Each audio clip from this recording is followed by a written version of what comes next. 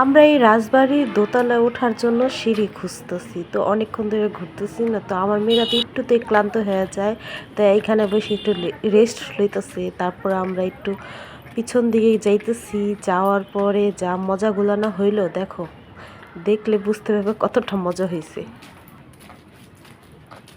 আমি এখন জমিদার বাড়িতে যাচ্ছি। আমার মেয়ে কি জানি বললাম, তুমি আমাকে এখন ওই বলে রাজকুমারী হয়ে যাব। দেখো রাসেল ভাই পাচ্ছেন নাই।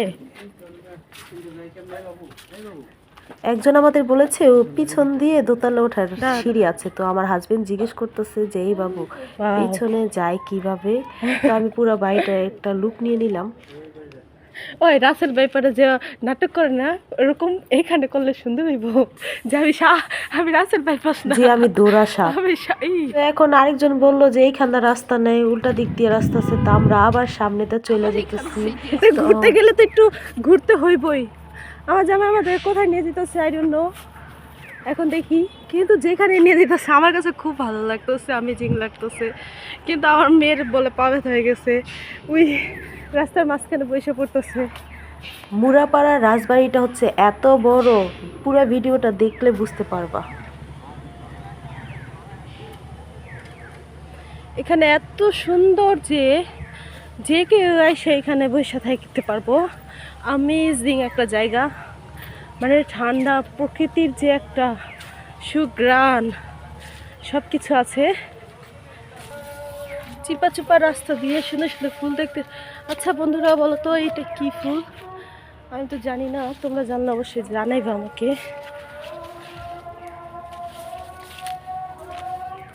মেয়ে কি বলতেছে আবার বলো তো?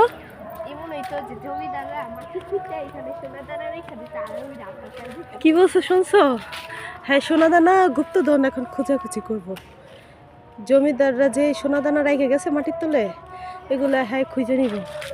এটা মনের হলুদ হলুদ ক্ষেত, না হলে আদা ক্ষেত, আমি শিওর জানি না, তোমরা জানলে অবশ্যই জানেবা। এই ভাইয়া অবশ্যই মনে হয় সোনাদানা খুঁজতেছে। ভাইয়া কি খুঁজে? কেন জানি না, ভাইয়া কোনো জবাব দিল না, হয়তো এটা বেআইনি দেখে। কই দোতলায় যাইব। আমার মেয়ে পানি নিয়ে খেলা শুরু করে দিছে। কি করে, কি উঠাইতে পারতেছ না? শামুক, মাইসে শামুকে ইদা উঠায়, লাঠিটা উঠায়। দাঁড়া, দেখো আমার জামাই সেলফি তোলার জন্য আমাকে বলতেছে ঋতুর বাচ্চা, তো আমার মেয়ে ওর আব্বুরে কি বলতেছে দেখো আর হাসো। মানে আমরা কি জানি, আরে ঘুরাইছি, একটা মজা হইলো না? ফালতু ছেড়ায়।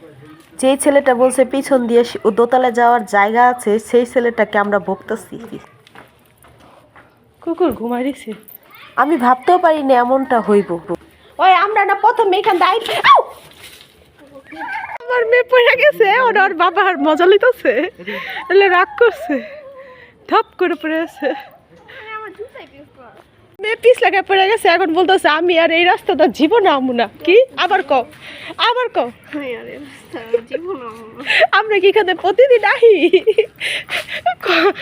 25-26 বছরে প্রথমবার আইলাম।